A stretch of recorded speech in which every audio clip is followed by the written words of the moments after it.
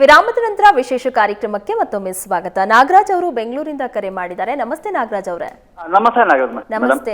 ನಿಮ್ ಪ್ರಶ್ನೆ ಏನಿತ್ತು?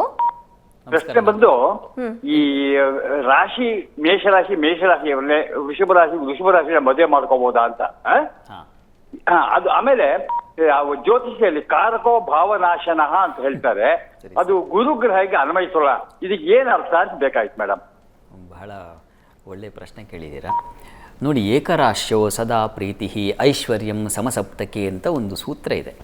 ಏಕರಾಶ್ಯೋ ಸದಾ ಪ್ರೀತಿ, ಒಂದೇ ರಾಶಿ ಅಧಿಪತಿಗಳಾಗಿದ್ದಾಗ ಪ್ರೀತಿ ಇರ್ತದೆ ಅಂತ. ಇದಕ್ಕೂ ಸ್ವಲ್ಪ ತೊಡಕುಗಳಿದ್ದಾವೆ, ನೋಡ್ಕೋಬೇಕು. ಜಾತಕವನ್ನು ಒಂದು ಸ್ವಲ್ಪ ಸ್ಪಷ್ಟವಾಗಿ ಪರಿಶೀಲಿಸಿ, ಯಾರು ಚೆನ್ನಾಗಿ ಗೊತ್ತಿದೆಯೋ, ಇದ್ರ ಬಗ್ಗೆ ಆಳ ವಿಸ್ತಾರಗಳನ್ನು ಕಂಡುಕೊಂಡಿದ್ದಾರೋ ಅಂಥವ್ರ ಬಳಿ ವಿಚಾರಿಸಿದ್ರೆ ಬಹಳ ಒಳ್ಳೆಯದು. ಇದನ್ನು ವಿಚಾರಿಸ್ಕೊಳ್ಳಿ. ಎರಡನೇದು ಕಾರಕೋ ಭಾವನಾಶ ಅಂತ ಕೇಳಿದ್ರೆ ನಂಗೆ ಸಮಯ ಇಲ್ಲ, ಹಾಗಾಗಿ ಸ್ವಲ್ಪ ಹ್ರಸ್ವ ಮಾಡಿ ಹೇಳ್ತಾ ಇದ್ದೀನಿ. ಕಾರಕೋ ಭಾವನಾಶ ಅಂತಕ್ಕಂಥ ಒಂದು ಮಾತನ್ನು ಹೇಳಿದೆ ಶಾಸ್ತ್ರದಲ್ಲಿ, ಆದರೆ ಅದು ಪ್ರಧಾನವಲ್ಲ. ಹೀಗಾಗಿ ನೀವೆಲ್ಲವನ್ನು ಗಮನಿಸ್ಕೊಳ್ಬೇಕಾಗತ್ತೆ. ಭಾವಾಧಿಪತಿಯ ಬಲವಿದ್ದಾಗ ಅವನಿಗೆ ಅನುಕೂಲವೇ ಇರ್ತದೆ.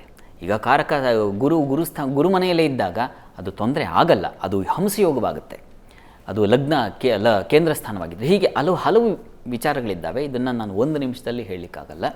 ಹೀಗಾಗಿ ನೀವು ಯಾರಾದರೂ ಚೆನ್ನಾಗಿ ಬಲ್ಲವರ ಹತ್ರ ಕೂತ್ಕೊಂಡು ಸ್ಟಡಿ ಮಾಡಬೇಕಾಗುತ್ತೆ. ವಿದ್ಯೆ ಅಂತಕ್ಕಂಥದ್ದು ಒಂದು ದಿನದಲ್ಲಿ ಒಂದು ಕ್ಷಣದಲ್ಲಿ ಬರೋದಲ್ಲ, ಅದು ಕ್ರಮೇಣ ಬರತಕ್ಕಂಥ ಒಂದು ಸಂಪತ್ತು, ವಿದ್ಯಾ ಸಂಪತ್ತು. ಹೀಗಾಗಿ ಸಮಾಧಾನ ತಾಳ್ಮೆಯಿಂದ ಒಂದು ಸಲ ಸಾಧ್ಯವಾದರೆ ಭೇಟಿ ಮಾಡಿ, ನನ್ನ ನಿಧಾನಕ್ಕೆ ಹೇಳ್ತೀನಿ.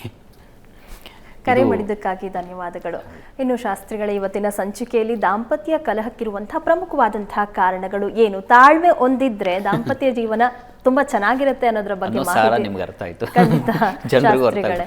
ಇನ್ನು ಯಾವ ರೀತಿಯಾಗಿ ಪರಿಹಾರವನ್ನ ಕಂಡುಕೊಳ್ಬೇಕಾಗತ್ತೆ ಅನ್ನೋದ್ರ ಬಗ್ಗೆ ಮಾಹಿತಿ ತಿಳಿಸ್ಕೊಟ್ರಿ. ಕರೆ ಮಾಡಿದಂತಹ ಕಾಲರ್ಸಿಗೆ ಸಹ ಸಲಹೆ ಸೂಚನೆ ಪರಿಹಾರಗಳನ್ನ ತಿಳಿಸ್ಕೊಟ್ರಿ. ಧನ್ಯವಾದಗಳು. ಸರ್ವೇ ಜನ ಸುಖಿನೋ ಭವಂತು, ಸಮಸ್ತ ಸನ್ಮಂಗಳಾನಿ ಭವಂತು.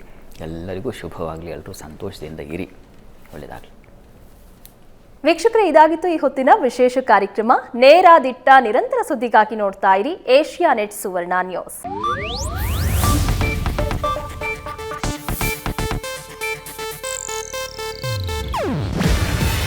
ಇದು ಏಷ್ಯಾ ನೆಟ್ ನ್ಯೂಸ್ ನೆಟ್ವರ್ಕ್ ಪ್ರಸ್ತುತಿ.